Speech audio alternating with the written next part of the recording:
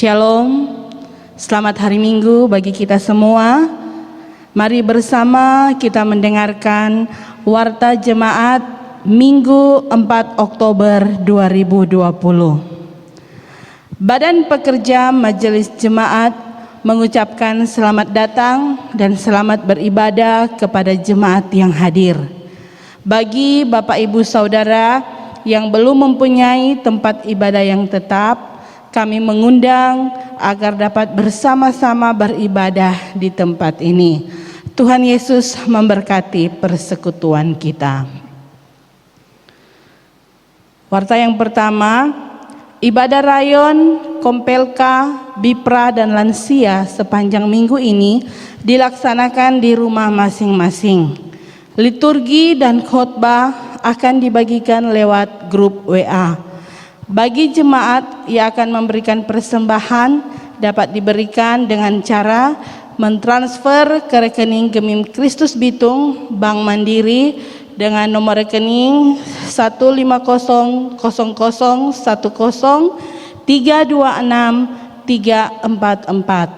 atau secara tunai dengan menghubungi Majelis Rayon, bendahara jemaat atau dibawa ke kantor gereja dan dimasukkan ke dalam kotak persembahan yang telah disiapkan. Diberitahukan kepada jemaat bahwa pelayanan baptisan akan dilaksanakan pada hari Minggu 18 Oktober 2020 dalam kebaktian umum 2. Bagi jemaat yang akan membaptiskan anggota keluarga dapat memberitahu kepada Majelis Rayon dan mengambil formulir di kantor gereja. Diberitahukan kepada jemaat bahwa berdasarkan hasil keputusan rapat Majelis Ibadah Emeritasi Pendeta Marekerau akan dilaksanakan pada hari Minggu 25 Oktober 2020 jam 10 pagi dan ibadah hanya dilaksanakan satu kali. Hari ini dalam kebaktian umum 1 dan umum 2 ada persembahan diakonia dan jemaat dapat memberikan dalam kotak persembahan yang diletakkan di pintu keluar setelah selesai ibadah. Disampaikan kepada semua jemaat yang hadir, kolekte ibadah tidak akan dijalankan, tapi disediakan amplop coklat besar yang ada di tiap bangku kiri dan kanan. Jemaat dapat mengisi persembahan masing-masing di amplop tersebut pada waktu persembahan nanti, dan sesudah ibadah selesai, jemaat nanti keluar lewat pintu samping gereja. Persekutuan doa pagi dilaksanakan setiap hari Sabtu pagi jam 7 secara online dengan menggunakan aplikasi Zoom. Link dibagikan lewat grup WA Rayon dan Kompelka. Sangat diharapkan keterlibatan seluruh jemaat. TKNISI Bitung masih membuka pendaftaran peserta didik baru untuk tahun ajaran 2020-2021. Dapatkan potongan harga 30% untuk uang pangkal dan SPP. Kuota terbatas dan diberikan harga khusus untuk anak jemaat Gemim Kristus Bitung.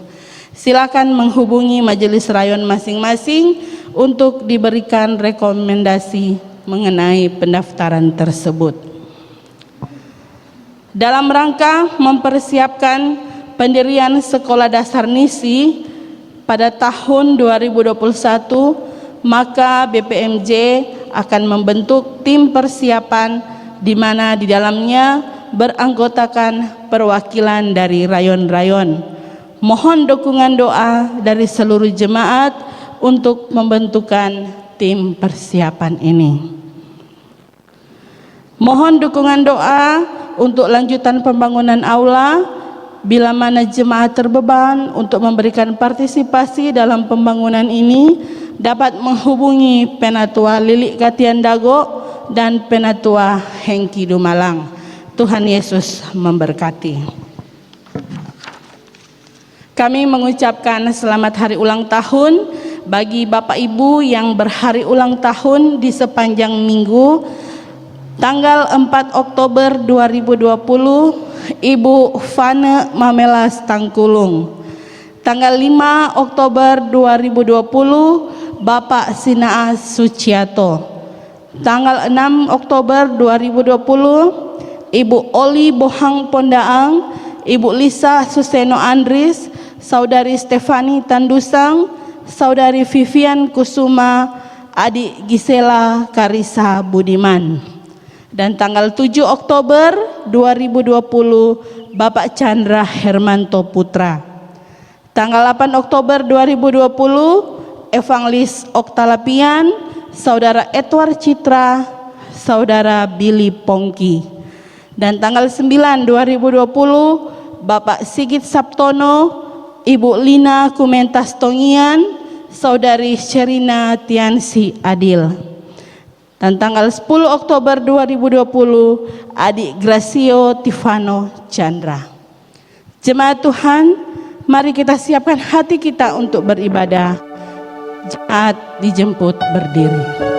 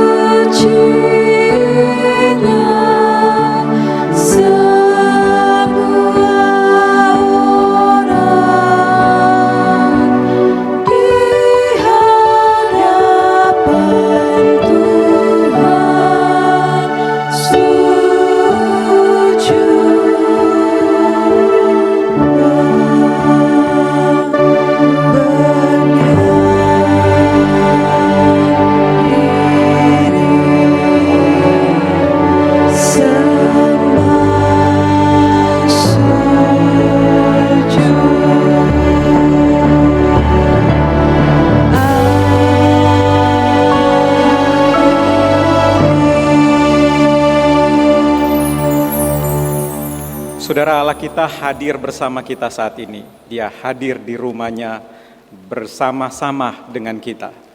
Karena itu mari kita berikan penghormatan kepada Dia, Allah yang hidup, yang ada bersama dengan kita. Hormat diberi bagi Bapa, Anak, dan Roh Kudus.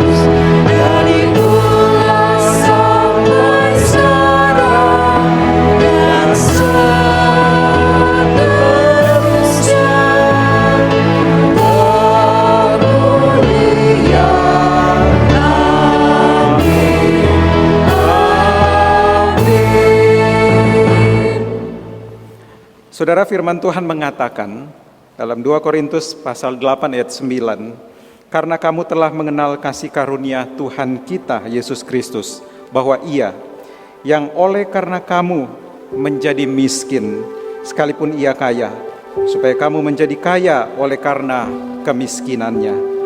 Demikian nats pembimbing bagi kita pagi hari ini. Saudara, kita percaya Allah kita yang ada bersama dengan kita adalah penolong kita dalam kebaktian ini. Kita yakin pertolongan kita dalam ibadah ini datangnya dari Tuhan, pencipta langit dan bumi, yang memelihara ciptaannya sampai selama-lamanya. Turunlah atas kita anugerah dan damai sejahtera dari Allah Bapa, dari Tuhan Yesus Kristus, serta dalam persekutuan dengan Roh Kudus. Amin.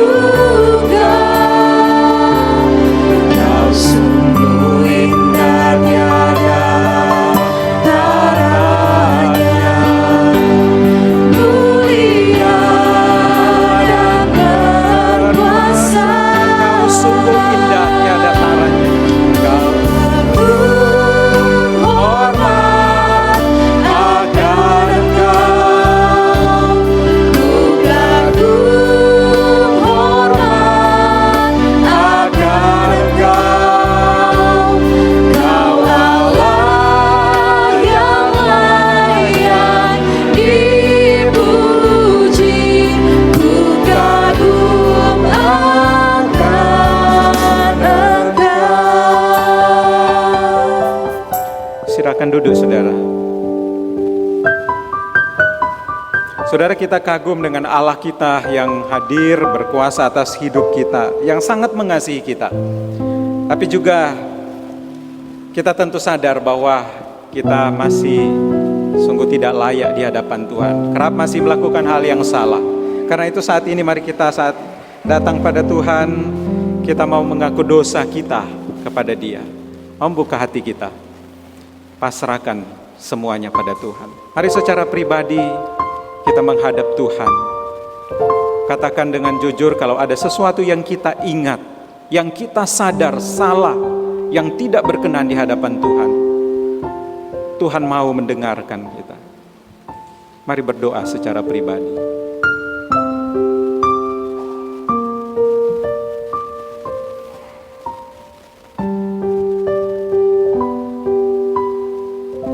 Tuhan, ini kami, anak-anak-Mu yang berserah kepadamu.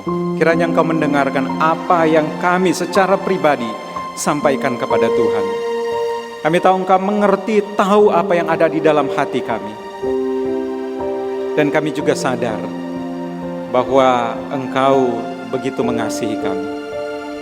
Karena itu kami mohon pengampunan dari Tuhan. Kiranya Tuhan mau melayakkan kami. Kiranya Tuhan mau mengampuni kami, sehingga kami yang adalah anak-anak yang dikasihi Tuhan, kudus di hadapan Tuhan, layak ada di hadapan Tuhan. Terima kasih Tuhan, kami berserah Di dalam nama Tuhan Yesus. Amin. Saudara, kepada kita yang mengaku dosa kita dengan jujur di hadapan Tuhan, berita anugerah disampaikan Tuhan pada kita dalam Yesaya pasal 12 ayat 1 sampai 3. Demikian firman Tuhan.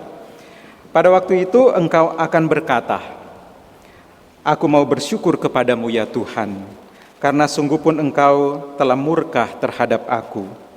Tetapi murkamu telah surut dan engkau menghibur aku.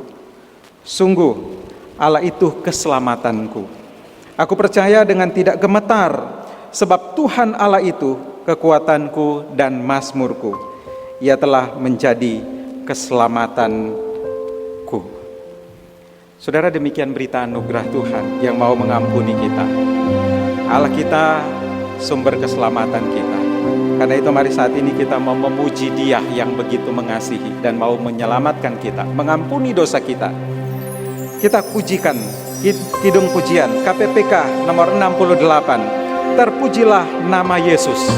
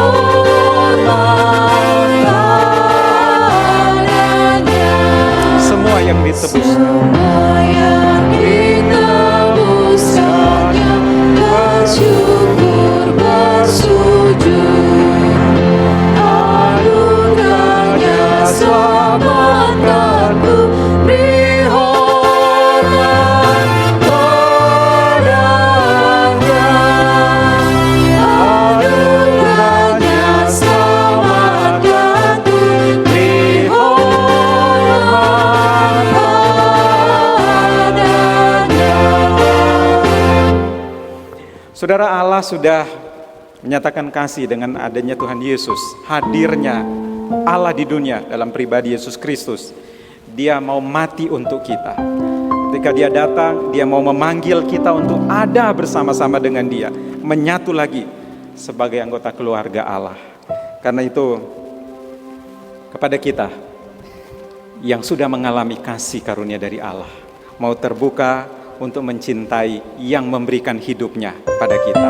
Ku mau cinta Yesus selamanya. Katakan itu sebagai ungkapan iman kita. Persiapan kita mau membuka diri, membuka hati, menerima ajaran dari Tuhan.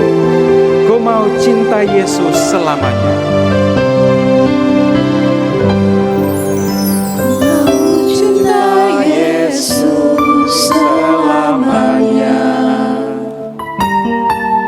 Ku mau cinta Yesus selamanya.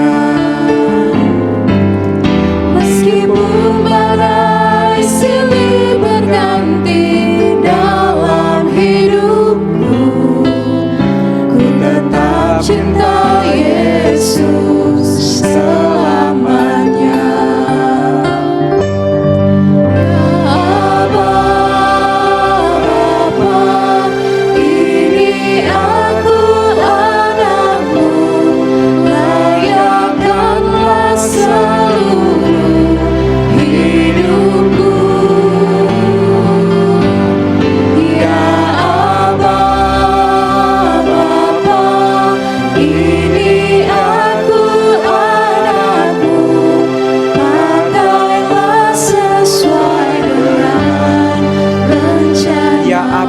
Bapa, ini aku anakmu. Ya Aba, Bapa, ini aku anakmu. Layakkanlah seluruh hidupku. Ya Aba, Bapa, ini aku anakmu.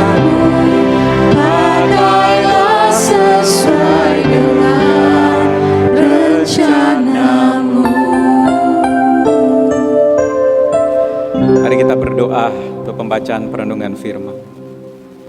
Tuhan, ini kami anak-anak-Mu yang berserah padamu. Sebagai anak-anak Tuhan yang sudah ditebus oleh Tuhan Yesus, menyatu dengan keluarga Allah. Kami rindu diperlengkapi dengan kebenaran firman Tuhan, supaya hidup kami ini betul-betul menyaksikan Allah, menyaksikan kemuliaan Allah. Karena itu Tuhan, tolong waktu kami membaca, merenungkan firman-Mu, berikan kekuatan pada kami, Allah Roh Kudus yang kemudian memberikan penerangan kepada kami, supaya kami paham dengan baik firman-Mu ini. Kami mau berserah Tuhan. Dalam nama Tuhan Yesus kami berdoa. Amin. Bapak Ibu Saudara kasih dalam Tuhan, kali ini kita mau melanjutkan pembacaan kita dari Injil Markus. Satu kelanjutan dari perikop sebelumnya, ketika Tuhan Yesus berbicara dengan orang muda yang kaya. Kemudian dia memberikan edukasi juga kepada murid-muridnya. Mulai di ayat yang ke-28 dari pasal 10 sampai ayat 31. Ini saya boleh katakan ini juga sebenarnya adalah satu bagian edukasi Yesus pada murid-muridnya ketika mereka secara langsung melihat satu perumpamaan, real, kenyataan. Ayat 28 sampai 31 dari Markus pasal 10, demikian firman Tuhan. Berkatalah Petrus kepada Yesus, "Kami ini telah meninggalkan segala sesuatu dan mengikut Engkau." Jawab Yesus, "Aku berkata kepadamu, sesungguhnya setiap orang yang karena Aku dan karena Injil meninggalkan rumahnya, saudaranya laki-laki atau saudaranya perempuan, ibunya atau bapaknya, anak-anaknya atau ladangnya, sekarang orang itu sekarang pada masa ini juga akan menerima kembali 100 kali lipat rumah, saudara laki-laki, saudara perempuan, ibu, anak, dan ladang, sekalipun disertai berbagai penganiayaan. Dan pada zaman yang akan datang, ia akan menerima hidup yang kekal. Ayat 31. Tetapi banyak orang yang terdahulu akan menjadi yang terakhir, dan yang terakhir akan menjadi yang terdahulu. Demikian firman Tuhan. Ada seorang ibu yang biasa hidup di satu kota besar. Dia kemudian suka jalan-jalan keliling mall, suka lihat-lihat apa yang ada di mall. Satu waktu dia masuk ke toko perhiasan. Di toko perhiasan itu dia lihat satu cincin berlian. Wah, indah sekali. Dan ibu ini pikir, jadi harapan dia. Dia kemudian berdoa, mudah-mudahan cincin berlian ini dapat dari suami saya. Dia pikir harapannya mungkin terwujud karena suaminya bisa membelikan itu, karena hartanya cukup. Dia pikir suaminya cukup sukses, punya penghasilan yang luar biasa. Jadi ketika dia lihat cincin berlian itu, dia bilang, mudah-mudahan hadiah ulang tahun saya. Itu yang ada di pikiran dia. Terus dia berharap, menantikan, membayangkan terus cincin berlian itu. Sampai satu waktu, ulang tahun dia yang dinantikan tiba. Dia pikir, aduh dapat ini, mudah-mudahan. Malam susah tidur, pikir-pikir besok pagi ulang tahun, dapat cincin berlian. Padahal dia tidak bilang pada suaminya. Dia tidak pernah bilang kalau dia suka cincin berlian itu. Dia membayangkan terus malam itu, besok pagi dapat cincin berlian. Pagi-pagi, ulang tahunnya. Suaminya jemput istrinya, terus dia ajak datang ke ruang kerjanya. Di rumahnya ada ruang kerja. Di ruang kerjanya itu kemudian suaminya ambil satu kado, satu bungkusan yang indah sekali. Dia sudah siapkan. Terus dia bilang, ada dua yang dia bilang. Saya senang, saya bangga punya istri yang sangat baik seperti kamu. Karena itu saya sangat mencintai kamu. Itu yang pertama. Yang kedua bilang, Karena saya cinta kamu, saya berikan hadiah ulang tahun ini. Wah, happy dong, senang. Ada membayangkan. Yang ada di bayangan dia waktu lihat kotak itu, cincin berlian. Saking senangnya membayangkan cincin berlian itu, dia berharap harapannya dapat, dia buka kadonya. Semangat sekali buka kadonya. Waktu dibuka boxnya, kotak yang isi kado itu, tahu apa isinya? Alkitab. Dengan cover kulit yang indah, terus ada tulisan nama istrinya yang bertulis dengan tinta emas. Wah, indah memang dipesan khusus. Tapi ibu ini bukan senang dapat Alkitab. Dia banting, terus dia marah. Kamu kenapa kasihkan Alkitab ini? Apa artinya? Memang uang kamu cuma bisa beli Alkitab ini. Marah. Dia kemudian jengkel, marah, dia keluar dari ruang kerja itu. Bukan cuma keluar, langsung siap-siap beres-beres keluar rumah. Dia marah besar pada suaminya. Terus berjalan, kemarahan, kejengkelan itu tertanam. Gara-gara apa? Harapannya cincin berlian, dapatnya kabar sukacita, Alkitab. Tapi tidak menyenangkan, makanya dia keluar. Dia kemudian karena jengkel, sudah tidak senang, dia pikir suaminya tidak memperhatikan dia, berikan sesuatu yang tidak ada artinya, karena berarti bagi dia adalah cincin berlian. Kemudian pisah.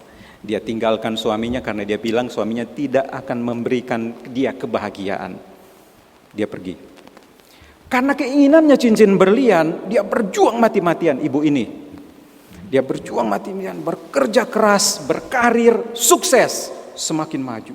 Luar biasa. Tapi satu waktu setelah cukup lama terpisah, dia ingat suaminya.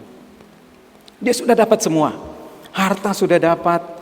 Keinginan-keinginan yang berhubungan dengan perhiasan dia sudah dapat. Akhirnya dia ingat suaminya. Dia bilang, so lama. Maka dia coba ingin mau baku dapa. Dia coba mau atur satu kesempatan untuk baku dapa mantan suaminya. Tapi yang terjadi adalah sebelum bikin perjanjian dapat kabar bahwa suaminya meninggal. Sedih, ibunya sedih. Dapat kabar yang kedua, kamu harus datang. Jadi kabar itu bilang kamu harus datang karena seluruh warisan suamimu diwariskan kepada mantan istrinya ini. Maka ibu ini kemudian datang dengan sedih karena akhirnya dia merasa kehilangan suami. Dia datang, dia kemudian kemudian diberikan semuanya. Ini surat-surat diberikan dan semua yang dimiliki oleh suaminya diwariskan pada dia. Dia mulai buka satu-satu. Yang pasti dia lihat barang-barang berharga. Surat-surat yang sangat berharga. Dia mulai buka satu persatu. Dia lihat. Dia temukan satu kotak yang masih indah. Yang berisi Alkitab. Hadiah ulang tahun. Dia sedih. Dia membayangkan apa yang dia lakukan pada suaminya. Dia kemudian buka satu persatu. Dia lihat isi dalam indah, dia baru sadar itu indah. Alkitabnya covernya indah, tulisannya indah. Lembar di dalam dia buka, masih di dalam box. Sampai dia temukan di dalam Alkitab itu satu teks, satu ayat yang di stabilo, di garis bawahi, ditandai oleh suaminya. Satu-satunya ayat. Ayatnya Matius 7 ayat 11. Bilang begini, dia baca. Jadi jika kamu yang jahat tahu memberi pemberian yang baik kepada anak-anakmu, apalagi Bapamu yang di sorga, Ia akan memberikan yang baik kepada mereka yang meminta kepadanya. Waktu dia baca ayat itu, kaget. Dia sadar betul. Luar biasa suaminya, sayang pada dia. Kemudian dia bayangkan bagaimana dia menunjukkan bagaimana kasih Allah yang luar biasa pada dia, pada umatnya. Saking kagetnya, saking terharunya, kemudian jatuh kotak. Box itu jatuh. Ketika jatuh, tersebar, ada box kecil ternyata lagi di dalamnya. Waktu box kecil itu dia lihat, apa ini? Dia ambil, dia buka. Tahu apa isinya? Cincin berlian. Di cincin berlian itu tertulis tanggal ulang tahun istrinya. Dan ada satu frasa, satu kalimat kecil. love you always. Artinya, ternyata hadiah ulang tahun waktu itu dapat Alkitab. Di dalam Alkitab itu, di dalam bungkusan yang ada isi Alkitab, ada cincin berlian yang dia harapkan diberikan. Tapi kenapa waktu dia lihat itu sedih sekali. Dia kemudian ingat luar biasa suaminya sayang pada dia. Dia nangis karena ternyata dulu cincin berlian ada di dalam. Tapi suami inginkan supaya dia lihat dulu ada sesuatu yang lebih berharga, yang sangat berharga. Firman Tuhan. Tapi gara-gara cincin berlian yang ada di kepalanya, firman Tuhan dianggap gak indah. Dan akhirnya pisah. Menyesalnya belakang. Saudara, memang kadang-kadang ya, saya pikir ada orang yang kemudian memang akhirnya gara-gara sesuatu yang diinginkannya. Bisa karena uang, bisa karena jabatan, bisa karena pamor, bisa mengorbankan yang utama, Tuhan Yesus. Saya lagi membayangkan juga, terlalu banyak orang-orang yang mungkin ada di sekitar kita, apalagi kalangan artis, selebriti gitu. Saya termasuk kaget juga kemarin baca berita waktu ada seorang cewek yang mungkin karena jatuh cinta pada Sule sampai dia berani kemudian tinggalkan itu. Saya nggak tahu sih, cuman baca beritanya aja. Tapi kenapa ada orang yang berani mau mengorbankan imannya yang utama adalah Allah hanya karena harta? Makanya ini yang Tuhan Yesus juga sebenarnya sampaikan kepada murid-murid Tuhan Yesus. Setelah sebelumnya ada anak muda yang kaya, orang muda yang kaya di perikop sebelumnya bilang begini, "Hei, kamu sudah melakukan banyak hal, betul. Tapi ada satu yang belum." Saya bilang, bahasa Alkitab bilang, "Jual hartamu." Tapi sebenarnya penekanannya bukan masalah harta loh. Penekanannya adalah motivasi orang itu yang kemudian terfokus pada harta, jadi lupa Allah. Konsentrasinya kepada Allah itu yang kemudian teralihkan karena hartanya itu. Tuhan Yesus nggak pernah bilang, nggak pernah marah sebenarnya kalau tidak pernah menyalahkan tentang kekayaan, tidak pernah menyalahkan kalau kamu mau jadi kaya. Yang Tuhan Yesus mau bilang, "Hei lo, jangan konsentrasikan pikiran dan hatimu pada harta." Itu yang dia bilang. Mau bukti? Saya mau bilang begini, ini bagian edukasi, karena itu saya bilang ini edukasi yang baik nih, dan Yesus ajarkan pada muridnya.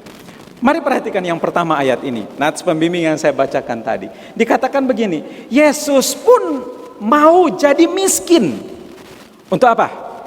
Membuat kita jadi kaya. Yesus pun rela merendahkan diri dalam kemuliaannya, dalam kekayaan yang berlimpah. Saya bilang Yesus mau miskin loh. Lahir dari keluarga apa? Keluarga tukang kayu. Lahirnya di mana? Bukan RS Siloam, tapi di kandang domba. Yesus punya profesi apa? Tidak dicatat memang, tapi kemungkinan bilang dia ikut papanya jadi tukang kayu. Banyak teolog juga bilang sebenarnya tukang kayu bukan berarti pekerjaan rendahan, bukan. Karena di situ ada kandungan kreativitas, keterampilan yang luar biasa. Tapi tetap kalau di sisi perekonomian, ekonomi, finansial, tetap murah, miskin. Karena buktinya ketika Tuhan Yesus dan keluarganya datang ke Yerusalem untuk Paskah dan memberikan persembahan, yang mereka kasih persembahannya apa? Bukan domba, tapi burung darah, kelas rendah punya. Yesus ketika pelayanan, dia miskin. Seorang teolog tulis begini, waktu Yesus pelayanan, waktu dia pelayan keliling, pengkhotbah keliling, dia pakai bahasa ini. Pak John Stott bilang dia pengkhotbah keliling. Tapi kalau dia khotbah naik mimbar, pinjamnya di mana? Pinjam perahu. Paling banyak kan khotbah di perahu kan ya. Terus pengajaran banyak di perahu. Pernah punya sendiri? Enggak, pinjam. Ketika dia mau masuk Yerusalem, sebelum kemudian dia akan ditangkap, dia numpang naik naik bis alami, keledai. Keledai punya siapa? Bukan punya dia, pinjaman. Ketika dia masuk di Yerusalem, dia mau berdoa spesial khusus sebelum dia mati. Dia pakai rumah siapa? Bilik siapa? Bilik pinjaman. Ketika dia dikuburkan, kubur punya siapa? Kubur pinjaman. Makanya Pak John Stott bilang, Yesus menyaksikan bahwa dia memang miskin. Dia rela memiskinkan dirinya. Untuk apa nih? Catatan Alkitab bilang, supaya kamu menjadi kaya. Makanya sejalan juga dengan firman Tuhan yang katakan. Tapi kata bilang begini, supaya jangan salah, Yesus pun memberikan hal ini. Yang pertama, ketika Yesus memberikan peringatan kepada murid-muridnya, tapi juga kepada orang kaya yang ada, bukan berarti Yesus tidak sayang kepada orang kaya itu. Yesus sayang semuanya.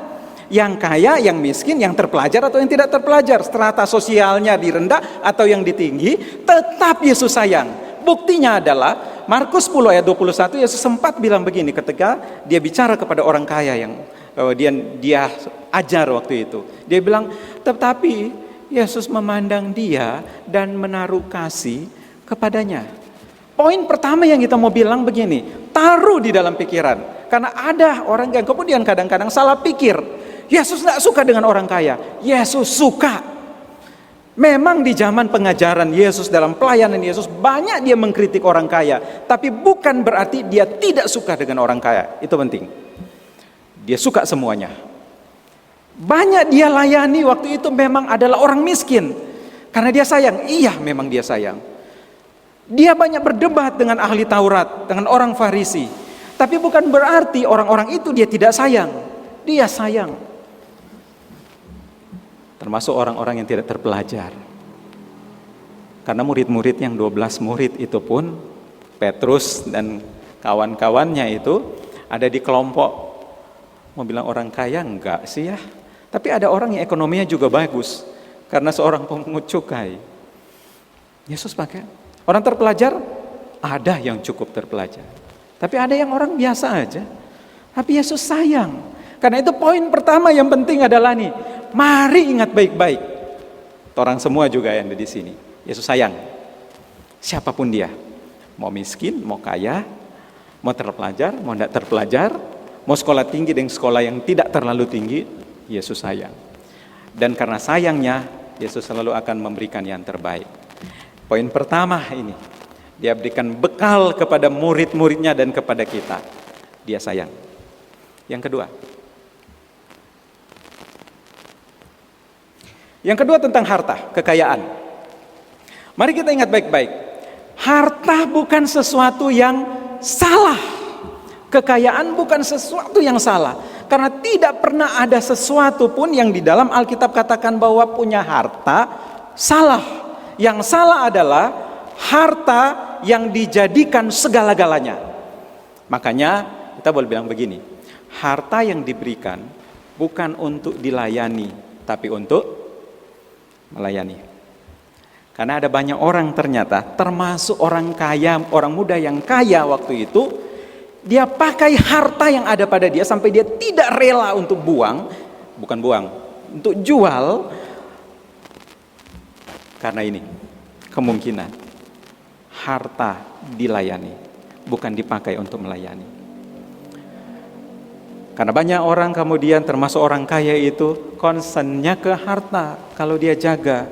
Saya pernah baca satu artikel, lupa, sekitar 10-11 tahun yang lalu tentang seorang kaya yang awal. Nanti ada di sini juga sebentar, ceritanya sangat menarik. Dia bilang begini, dia seorang yang kaya pertama, orang kaya pertama di Amerika, tapi bahkan dikatakan sangat kaya di dunia yang pertama, orang Amerika. Dia bilang di akhir hidupnya memang sakit, kaya. Ada yang kemudian bilang kekayaannya itu kalau mau dihitung-hitung terus dibanding-bandingkan, dibanding dengan Bill Gates yang sekarang, dia lebih kaya 4 kali lipat dari Bill Gates. Ya, itu artikel yang saya baca. Saya nggak sempat ketemu karena dia udah lama meninggal. Tapi artinya begini, di akhir hidupnya, di masa-masa tuanya, dia justru menyiapkan security untuk jaga kekayaannya. Dia pikir itu yang sangat luar biasa. Ada sisi baiknya, memang ini sisi tidak baiknya, tapi ada sisi baiknya. Artinya, memang kadang, saudara, memang kadang ada orang yang Yesus tidak suka nih ya. Bukan mengharamkan harta, bukan mengharamkan kekayaan, bukan mengharamkan perjuangan untuk mendapatkan penghasilan yang besar, bukan. Yang Yesus ingatkan pada murid-muridnya adalah jangan sampai hidup itu akhirnya fokus pada kekayaan, yang didewakan, yang dimuliakan, yang kemudian dijaga adalah kekayaan, adalah harta. Padahal Allah memberikan harta, kekayaan, memberikan materi pada setiap umat manusia supaya orang itu melayani. Dan kemudian itu dipakai untuk pekerjaan pelayanan. Dan kebalik. Problemnya adalah dalam pandangan ya, di dunia ini semua juga orang tahu bahwa kekayaan sering sekali kemudian membelokkan hati dari seseorang pada Allah. Ada orang yang kemudian akhirnya lebih mengutamakan cari kekayaan, cari harta daripada waktu dengan Tuhan. Makanya Tuhan Yesus berikan edukasi pada murid-muridnya, peringatan, hei jangan begitu. Yang benar, yang tepat adalah utamakan yang pertama adalah Allah. Kalau dia bilang di situ di Alkitab, catatan bilang kamu kamu harus bilang pakai bahasa yang sangat menarik, meninggalkan rumahnya, saudaranya, ayahnya, ibunya, dan seterusnya. Yesus nggak bilang kemudian setelah ini orang tendanglah, nggak usah peduli mama dan papa, nggak perlu peduli saudara, nggak usah peduli dengan apa yang ada, materi yang ada pada kita. Bukan itu yang Yesus mau. Tapi penekanan yang sangat besar, konsentrasi, fokus, dan yang diutamakan Allah. Kalau pandangan yang diutamakan adalah Allah, maka apa yang ada pada kita, itu yang akan dipakai untuk memuliakan Allah. Saudara, ini penting untuk kita. Sekali lagi ya, ini penting. Makanya Alkitab memberikan satu penekanan. Kita juga harus jujur, akui. Karena memang karena kekayaan, banyak orang yang kemudian menyangkali imannya. Karena kekayaan, banyak orang, bahkan termasuk usaha perjuangan untuk mencari kebutuhan hari-hari. Kalau boleh pakai bahasa itu loh ya, menumpulkan harta. Kadang-kadang ada yang kemudian lupa waktu dengan Tuhan. Jadi lupa. Padahal nih ya, saya sangat percaya, kalau kesetiaan itu kita mau tunjukkan pada Allah, Allah pasti akan memberikan yang terbaik. Saya selalu ingat, ketika Tuhan memberikan satu talenta kepada beberapa 2, 5 talenta dia berikan, ketika dikerjakan, dipakai dengan baik, dapat hasil dan memberikan hasil, kepercayaan ditambahkan oleh Allah. Saya juga kemudian sedikit-sedikit menghubungkan, ketika Allah memberikan harta kepada kita, mungkin nominalnya pertama 10, tapi kita selalu mau pakai untuk melayani Tuhan. Kebutuhan hari-hari yang kemudian kita kuat dan kita bisa melayani dengan baik. Kebutuhan hari-hari kita penuhi yang membuat kita semakin antusias untuk melayani Tuhan. Dari situ, saya sangat percaya Tuhan pasti akan tambahkan, bukan cuma 10. Karena kepercayaan dia akan berikan lagi lebih besar. Dia akan memberikan kesempatan lebih besar lagi melayani. Karena apa? Dia pasti terus berikan apa yang menjadi kebutuhan kita. Kalau Tuhan Yesus berani sampaikan hal itu, saya sangat percaya dia akan lakukan. Yang ketiga, kekayaan, harta, nggak salah. Tapi ada sesuatu yang menarik sekali yang Tuhan Yesus bilang nih, yang Allah mau sampaikan pada kita. Pengikut Yesus yang kaya adalah orang yang kaya dalam kebajikan. Yuk kita lihat firman Tuhan. Saya tidak tahu ini bisa dibaca enggak ya. Mudah-mudahan bisa baca, tapi saya bacakan. Ini pesan Paulus kepada Timotius. Ketika Timotius harus melayani di Efesus, dia menjadi seorang gembala dan dia kemudian harus mendidik, mengedukasi jemaat Tuhan.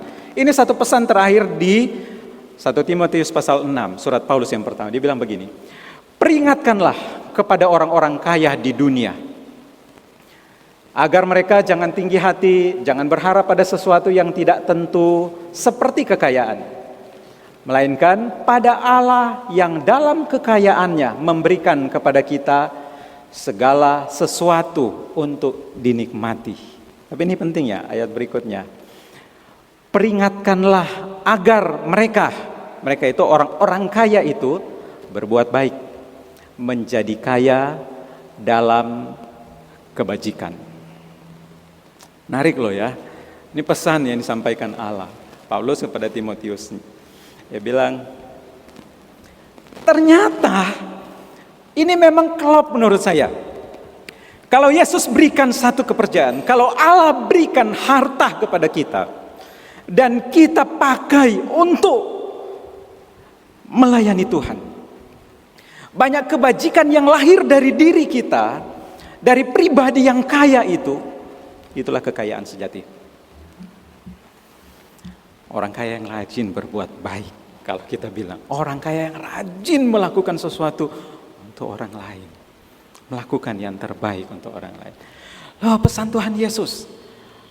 Paulus kemudian pesankan juga kepada muridnya ketika melayani jemaat Tuhan. Dan ini juga dipesankan kepada kita.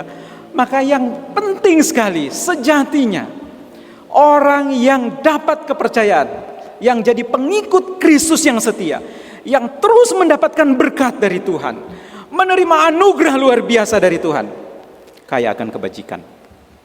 Itulah orang kaya sejati. Saudara, firman Tuhan mengatakan hal ini. Ini yang saya bilang tadi. John Davison Rockefeller, dia dikatakan dia hidup tahun 39 sampai 37, 1839 sampai 1837. John Rockefeller ini dikatakan, yang saya bilang tadi, ada beberapa catatan yang saya baca di ini, dia bilang kalau hitung-hitung kekayaannya ya, banding-banding, ada perbandingan, orang keuangan lebih tahu. Dia lebih kaya, 4 kali lebih kaya dari Bill Gates, yang salah satu orang kaya di dunia. Dia seorang, John ini, Rockefeller ini adalah seorang yang awalnya pengusaha minyak di Amerika, awal-awalnya. Waktu orang pikir katanya tidak butuh minyak, dia kemudian bergerak lakukan hal itu. Tapi yang saya mau catat, ada negatifnya, memang kalau lihat ada banyak negatif, tapi positifnya banyak. Positif pertama adalah dia mulai bekerja sebagai staf administrasi di usia 16 tahun. Ketika dia bekerja, gaji pertama yang dia dapat di usia 16 tahun, 6%-nya dia pakai untuk bantu orang susah.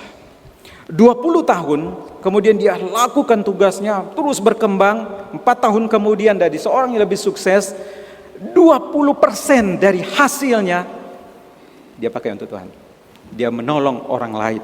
Makanya John Rockefeller ini kemudian dikenal sebagai seorang yang sangat sosial sebenarnya, seorang sangat dermawan. Gerakannya adalah gerakan yang memang banyak membantu, menolong, filantropis. Dia sampai mendirikan banyak yayasan. Dia bahkan dikenal, John Rockefeller ini dikenal sebagai seorang yang dermawan medis yang terbesar dalam sejarah. Karena dia yang kemudian banyak mengembangkan. Ada satu penyakit yang berkembang di Amerika, dia yang kemudian gagas satu lembaga untuk kemudian di Afrika untuk kemudian memberantas penyakit itu. Dan itu sampai sekarang ada. John Rockefeller juga kemudian pakai banyak sekali kekayaan. Beberapa universitas di Amerika dari sebagian hartanya yang dia pakai. Salah satu universitas di Filipina didirikan oleh dia dengan uangnya. John Rockefeller adalah seorang yang rajin di gereja Baptis. Dia seorang gereja Baptis. Rajin sekali ke gereja, rajin sekali melayani, rajin sekali berdoa. Dan dia terus lakukan tugas dengan baik. Bahkan sebagian hartanya dikatakan selain dalam gerakan filantropis, dia juga gerakan pendidikan dan medis sampai akhir hidupnya tahun 1937. Anak-anaknya kemudian melanjutkan dan kemudian dia lakukan yang terbaik. Orang terkaya di Amerika pertama, bahkan dikatakan orang terkaya di dunia pertama. Sebagian kekayaan kita berikan.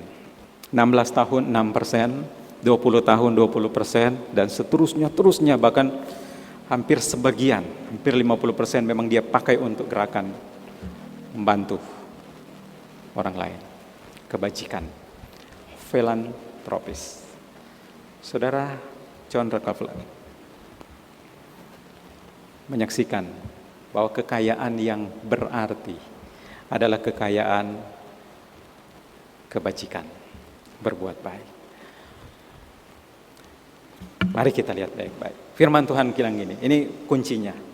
Makanya kalau itu kita punya, kita betul-betul percaya bahwa Allah sayang, bahwa kekayaan Tuhan berikan, bahwa kalau kita mau kaya adalah kaya dengan kebajikan.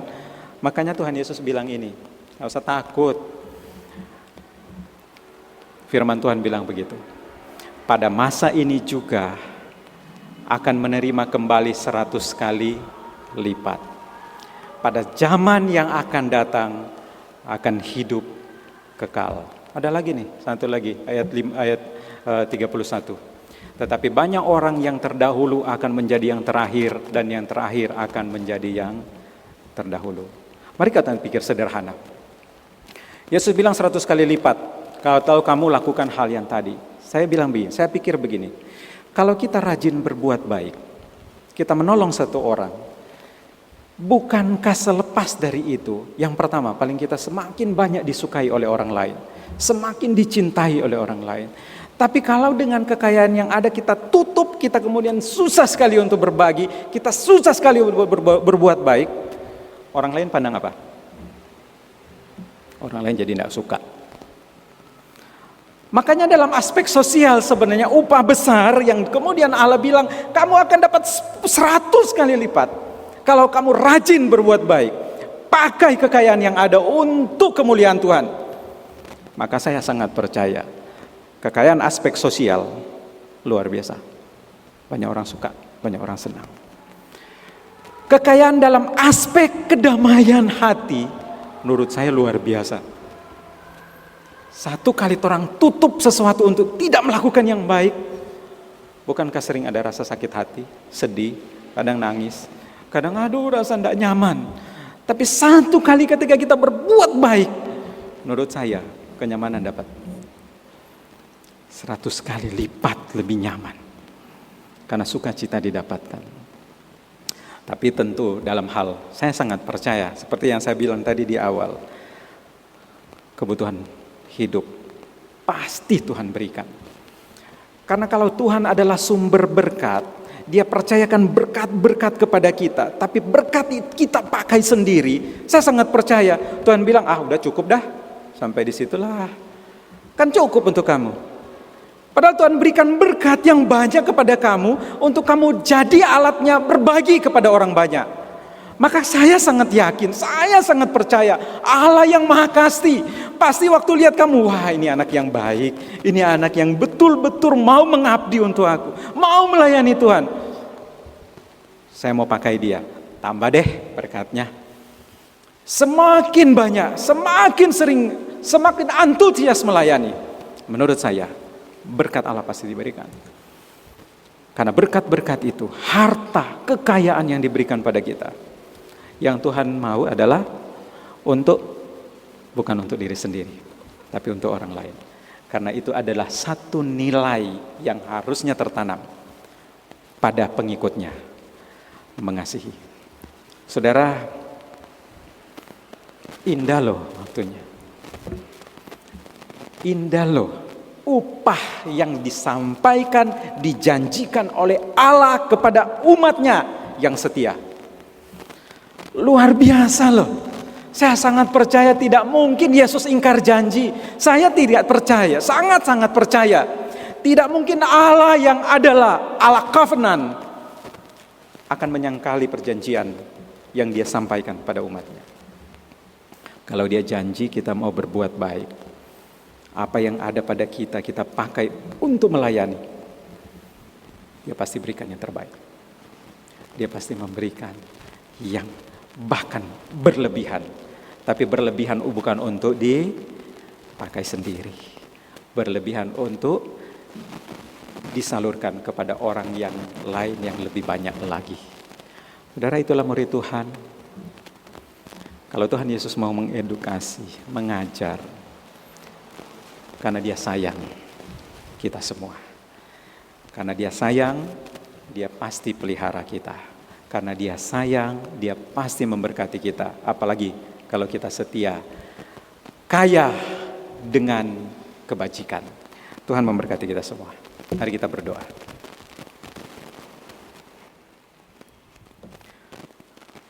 Bapa di surga, terima kasih firman-Mu yang boleh mengingatkan kami saat ini.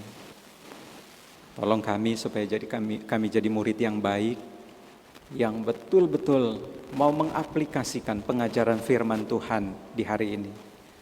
Tolong kami supaya kami mau tetap melihat kepada Allah, mengutamakan Allah. Sehingga motivasi kami betul-betul untuk melayani Allah, memuliakan Allah, termasuk memperkaya hidup kami dengan kebajikan kepada banyak orang. Terima kasih Tuhan, terima kasih. Kami sungguh bersyukur untuk pengajaran firman-Mu. Dalam nama Tuhan Yesus kami berdoa. Amin. Saudara yang kasih, kita sangat percaya Allah yang adalah Maha Kasih hadir dengan kita. Dia mau mendengarkan isi hati kita. Kita mau mengungkapkan iman kita kepada Dia. Saya undang kita semua bangkit berdiri. Mari kita sama-sama sama dengan umat Tuhan di seluruh dunia, di segala tempat dan segala waktu, ucapkan pengakuan iman rasuli. Aku percaya kepada Allah, Bapa yang Maha Kuasa, Khalik langit dan bumi, dan kepada Yesus Kristus, anaknya yang tunggal Tuhan kita, yang dikandung dari Roh Kudus, lahir dari anak darah Maria, yang menderita sengsara di bawah pemerintahan Pontius Pilatus, disalibkan, mati dan dikuburkan, turun ke dalam kerajaan maut. Pada hari yang ketiga, bangkit pula dari antara orang mati, naik ke sorga, duduk di sebelah kanan Allah, Bapa yang Maha Kuasa, dan dari sana Ia akan datang untuk menghakimi orang yang hidup dan yang mati. Aku percaya kepada Roh Kudus, gereja yang kudus dan am, persekutuan orang kudus, pengampunan dosa. Amin. Silakan duduk. Saudara yang kekasih di dalam Tuhan, saat ini mari kita sama-sama memberikan persembahan sebagai ungkapan syukur kita kepada Tuhan. Sudah ada amplop-amplop yang disiapkan untuk kita di tempat kita. Mari dengan tulus kita mau memberikan sesuatu yang terbaik untuk Tuhan, untuk pekerjaan pelayanan Tuhan. Mari sambil kita memberikan persembahan kita ungkapkan iman kita juga kepada Tuhan. Kita mau ikut Yesus, tempuh jalan yang datar, tempuh jalan apapun. Kita mau setia ikut Yesus. KPPK 231. Ku mau ikut Yesus, tempuh jalan yang datar.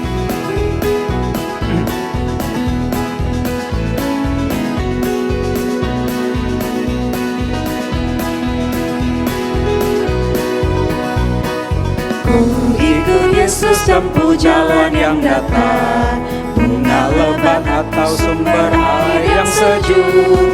Hatiku tenang bila Yesus memimpinku, menuju ke surga pasti ku ikut. Ikut Yesus. Ikut Yesus, ku mau ikut Yesus. Ke tempat manapun ku ikut Yesus. Ikut Yesus, ku mau ikut Yesus. Kemana ya pimpin, ku mau ikut Dia. Ku ikut Yesus.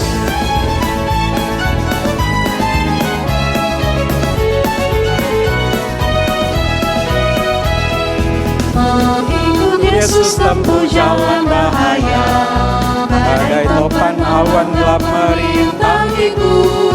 Hatiku tenang bila Yesus memimpinku, ku tak gentar karena Ia di sisiku. Ikut Yesus, ku mau ikut Yesus. Ke tempat manapun ku ikut Yesus. Ikut Yesus, ku mau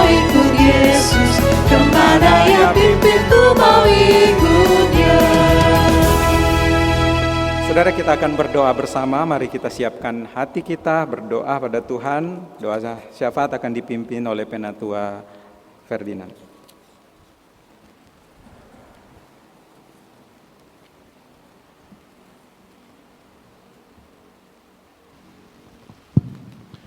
Jemaat sekalian, mari kita satu dalam doa.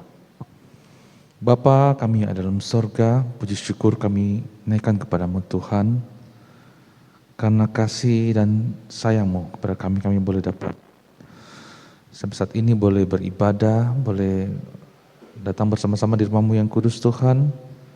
Terima kasih untuk firman Tuhan yang boleh disampaikan tadi. Yang Kau berkati bagi penginjil Okta beserta keluarganya, biarlah ya Tuhan keluarga ini boleh menjadi keluarga yang saksi-Mu di banyak orang, dan banyak orang boleh melihat terang Kristus, dan mereka boleh digerakkan oleh Roh Kudus untuk percaya pada Tuhan Yesus Kristus. Bapa di surga, terima kasih untuk cinta kasih Tuhan. Kau rela dari surga dan turun ke bumi ini. Engkau menjadi miskin untuk kami, tapi Engkau membuat kami kaya dalam iman, kaya dalam damai sejahtera yang Tuhan karuniakan. Terima kasih Tuhan. Kami berdoa untuk persembahan yang kami persembahkan tadi. Tuhan, kami berdoa agar kiranya persembahan kami ini Tuhan boleh pakai untuk pekerjaan dan untuk kemuliaan Tuhan saja. Bapa di surga, kami berdoa untuk rekan-rekan juga keluarga dalam Kristus kami yang dari hari ini maupun sampai dalam seminggu berulang tahun. Tuhan tolong mereka, berkati mereka Tuhan di dalam hari ulang tahun yang akan mereka jalani. Tuhan lengkapkan kebahagiaan mereka dengan bersama keluarga, ataupun orang-orang yang mereka kasihi Tuhan. Tuhan menambahkan 1 tahun usia bagi mereka, dan mereka boleh menyadari bahwa Tuhan begitu baik bagi mereka. Dan berdoa juga ya Tuhan untuk keluarga dalam Kristus kami yang terbaring sakit, yang membutuhkan juga pertolongan Tuhan. Kami mohon Tuhan menolong Encik Irma yang masih koma di rumah sakit melayang. Tuhan, kami bersama berdoa dalam nama Tuhan Yesus Kristus. Tuhan kiranya beracara, Tuhan menyatakan kehendak-Mu bagi dia dan keluarganya. Kuatkanlah bagi Ko Chandra dan juga bagi anak-anaknya, supaya kiranya Tuhan mereka boleh melayani ibu dan istri mereka dengan baik. Yang berdoa juga untuk bagi Benoli dan juga yang dalam masa pemulihan, Tuhan tolong ini benar-benar boleh dikuatkan, Pak Lama juga boleh diberikan kekuatan dan juga kesabaran dalam melayani Benoli. Berdoa juga untuk anggota jemaat kami yang lain yang baik masih sakit di rumah ataupun dalam masa pemulihan. Tuhan Yesus tolong mereka, biarlah kasih Tuhan Yesus boleh mereka rasakan, mereka boleh dipulihkan dan merasa bersuka cita oleh karena damai yang Tuhan mereka boleh rasakan. Terima kasih Bapa di surga, kami berdoa untuk persiapan pemilihan umum kepala daerah di kota kami. Tuhan kiranya tolong kami semua, kami boleh berpartisipasi untuk menentukan pemimpin di kota kami ini. Dan kami berdoa adalah ya Tuhan, biarlah siapapun pemimpin itu, dia boleh takut akan Tuhan, dan dia boleh menjalankan apa yang menjadi perintah Tuhan di kota Bitung ini. Terima kasih Bapak, kami berdoa untuk setiap hamba Tuhan, juga bagi pendeta mereka, bagi penginjil Daniel, bagi penginjil Debbie, bagi Dave, bagi Christian. Tuhan Yesus kiranya menelik mereka, bagi mereka dan juga keluarga mereka. Tuhan berkati. Terima kasih Tuhan untuk berita bahwa hamba Tuhan kami boleh bebas COVID dan boleh melayani jemaat dengan lebih giat lagi.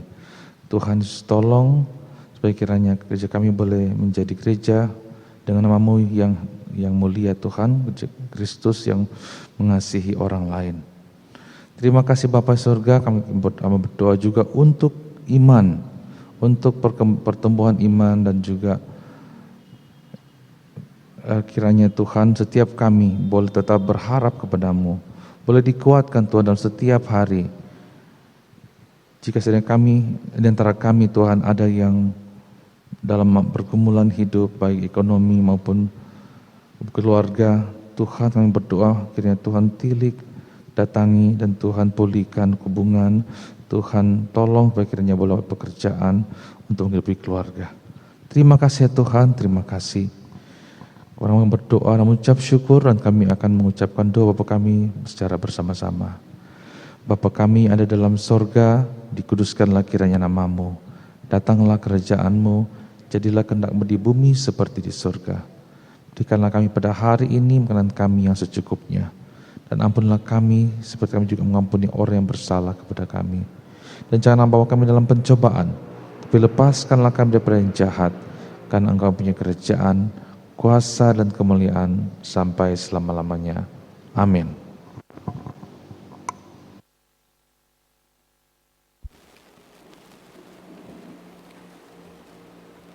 Saya undang kita semua berdiri, mari kita persembahkan semuanya untuk kemuliaan Tuhan. Kita sudah mengalami waktu dengan Tuhan, memuliakan Tuhan, dan hidup kita pun hanya untuk kemuliaan Tuhan. Doksologi.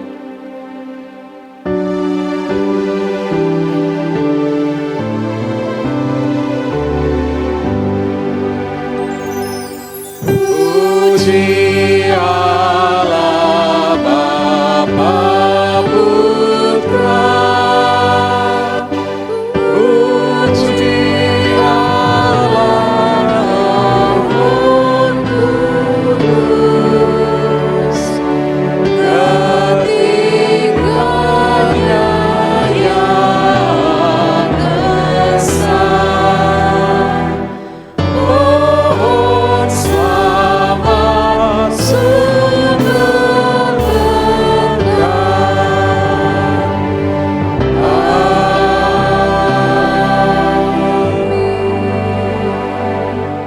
Saudara, pulanglah, lakukan tugas kita, jadilah berkat, saksikan Kristus di tengah-tengah hidup kita, dan terimalah berkat dari Tuhan. Kasih karunia, damai sejahtera, dan berkat dari Allah Bapa, anugerah sempurna dari Tuhan Yesus Kristus, penyertaan, bimbingan, persekutuan dengan Allah Roh Kudus, menyertai kita semua, dari sekarang ini, bahkan sampai selama-lamanya.